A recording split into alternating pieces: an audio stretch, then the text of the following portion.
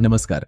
नाशिकमध्ये घडलेले एक ऑपरेशन जे पूर्णपणे फिल्मी स्टाईलमध्ये पार पडलं आणि ज्यामुळे सगळीकडे खळबळ उडाली. अशोक खरात, ज्याच्यावर गंभीर आरोप झालेत, त्याला पोलिसांनी नेमकं कसं ताब्यात घेतलं?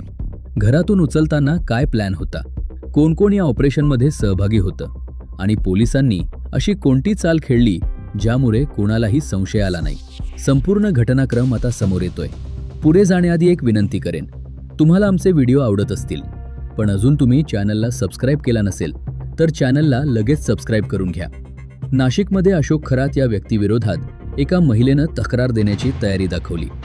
या तक्रारीनंतर पोलिसांच्या हालचाली अचानक वेगानं सुरू झाल्या. ही माहिती वरिष्ठ अधिकाऱ्यांपर्यंत पोहोचवण्यात आली आणि त्यानंतर लगेचच पुढील पावलं उचलली गेली.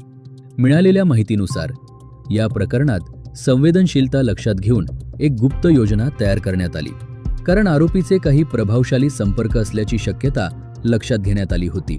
त्यामुळे संपूर्ण ऑपरेशन अत्यंत गोपनीय ठेवण्यात आलं. तक्रारीचा ड्राफ्ट तयार करण्यात आला, पण त्यामध्ये थेट नाव टाळण्यात आलं, जेणेकरून माहिती बाहेर जाऊ नये. पोलीस कर्मचाऱ्यांनाही पूर्ण माहिती देण्यात आली नव्हती. त्यांना फक्त बंदोबस्तासाठी तयार राहण्याचे आदेश देण्यात आले. यानंतर या ऑपरेशनसाठी एक नाही तर तब्बल 5 स्वतंत्र पथकं तयार करण्यात आली. प्रत्येक टीमला वेगवेगळी जबाबदारी देण्यात आली, पण संपूर्ण प्लॅनची माहिती सर्वांना देण्यात आली नव्हती. सिव्हिल ड्रेसमधील काही अधिकारी आधीच खरातच्या घराबाहेर तैनात करण्यात आले होते. ते सतत परिस्थितीवर लक्ष ठेवून होते. दरम्यान क्राईम ब्रँच आणि विशेष पथक यांनाही या ऑपरेशनमध्ये सहभागी करण्यात आलं. आणि मग आली सर्वात महत्त्वाची चाल. परिसरात एक अफवा पसरवण्यात आली की त्या भागात चोर घुसला आहे. ही अफवा मुद्दाम पसरवण्यात आली जेणेकरून पोलिसांना घरात प्रवेश मिळू शकेल.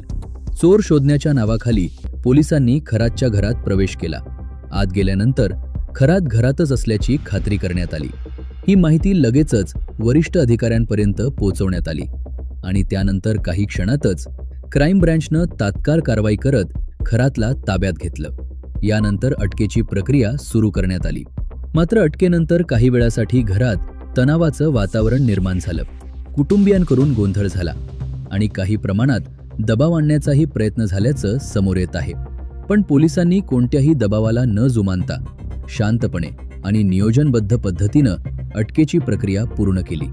या संपूर्ण ऑपरेशनमुळे एक गोष्ट स्पष्ट झाली की पोलिसांनी अत्यंत सावधगिरीनं आणि रणनीतीनं ही कारवाई केली. महत्त्वाचं म्हणजे या प्रकरणातील सर्व तपशील अजून तपासाअंतर्गत आहेत.